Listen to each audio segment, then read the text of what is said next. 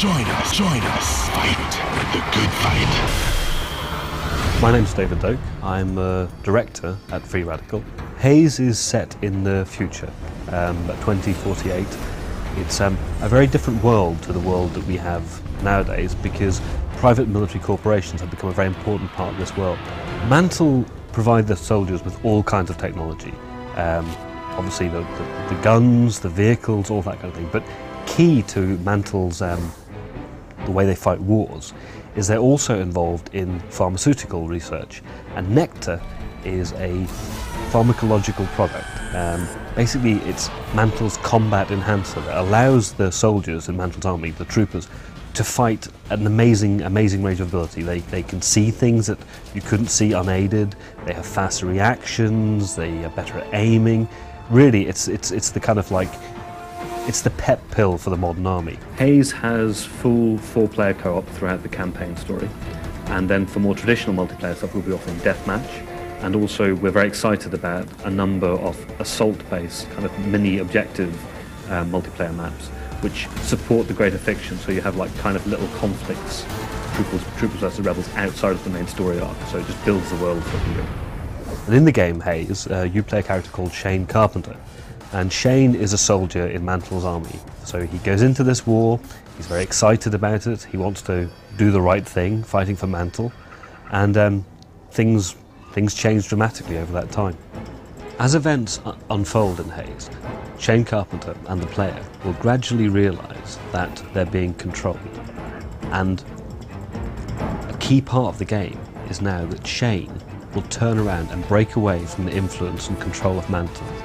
There are two key aspects to the way that the rebels fight against Mantle. One of them is probably something you've guessed at already, which is that the Mantle troopers sometimes overdose in Nectar, and when they go into the overdose state, they just lose the ability to fight coherently anymore. The other one is more subtle, and we've not really drawn people's attention to it before, but on Nectar, the Mantle troopers' view of the world is really an edited world, edited view. There are things that they don't see. They kind of assume that everything is going well for them, so when people get shot, they die, etc. When you're a rebel, you take advantage of the fact that the Mantle troopers really have a slightly blinkered view of the world, and that allows the rebels to exploit it.